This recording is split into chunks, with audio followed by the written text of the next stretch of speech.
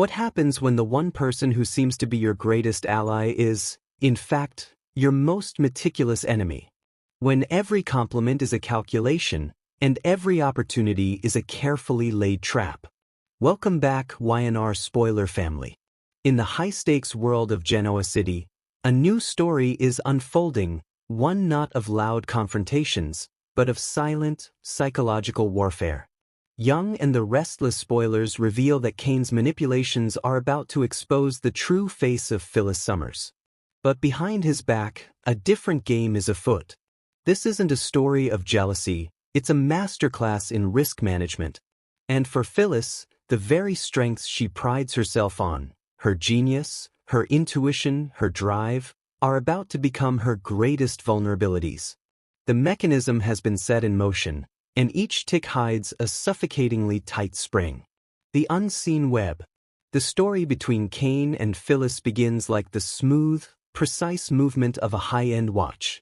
From a place of vague suspicion, Kane moves into methodical action. There is no direct attack, no overt threat. Instead, he simply opens a small door behind the scenes and invites in one person, a veteran private investigator, as mundane and unnoticed as the city air itself.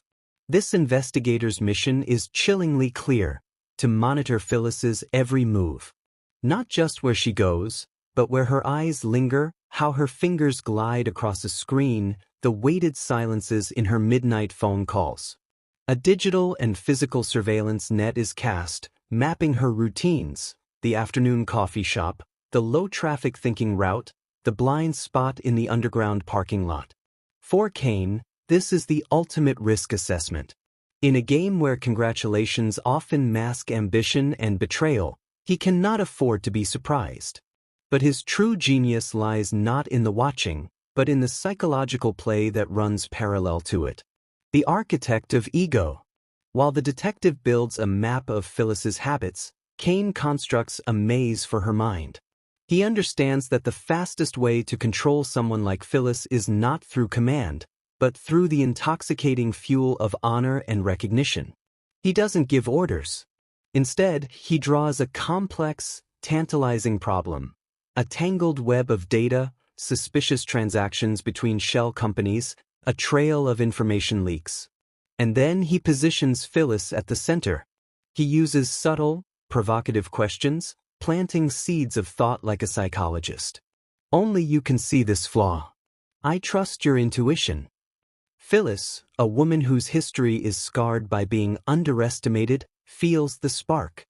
She sees the maze and is excited by the puzzle. She chooses her own targets, builds her own methods, believing she is the pilot redressing wrongs and punishing the arrogant. She doesn't realize that Kane is the architect, standing outside the maze, providing breadcrumbs at just the right time. He is turning her into a master cryptographer who still believes she holds the master key. He touches her oldest wound, the need to be seen, and offers immediate rewards: tech discoveries, exposed double agents. For Phyllis, it's proof of her sharpness. For Kane, it's the first cogs in a machine turning perfectly to his will. The prey's instincts. But Phyllis Summers is no ordinary prey. A master of manipulation herself, her instincts for counter-surveillance are razor-sharp. The sense of being watched doesn't come from a shadow, but from details out of sync: a coffee cup with the same ink stain, a resurfaced unsubscribe email, a too neatly folded flyer on her windshield. Her survival mode activates. She begins moving in a sine wave. One day loud, the next silent. She plants digital markers, decoy files, bait clues, fake email addresses. She is testing the waters, and when one of her markers is triggered, she knows the watcher is not a novice, but someone organized, disciplined, and dangerously patient. Kane realizes the precariousness of his position. If he is the only one with this picture, he has time. But if a third party connects the dots, everything will spiral out of control. The turning point and the third hand. The game reaches its boiling point when Phyllis hits an ethical wall, a file that could expose corrupt, powerful figures, but would also drag innocent people into the crossfire. She is trapped between her desire for justice and the collateral damage it would cause. It is in this moment of crisis that her instincts scream at her to prepare for the worst.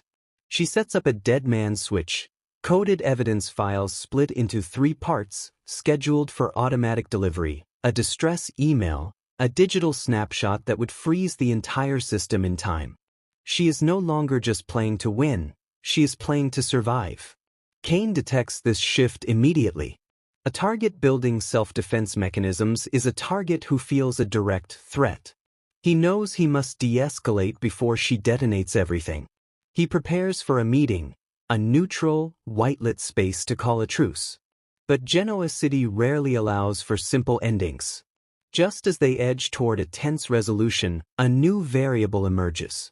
One of Phyllis's backup evidence files is stolen by an unknown third hand.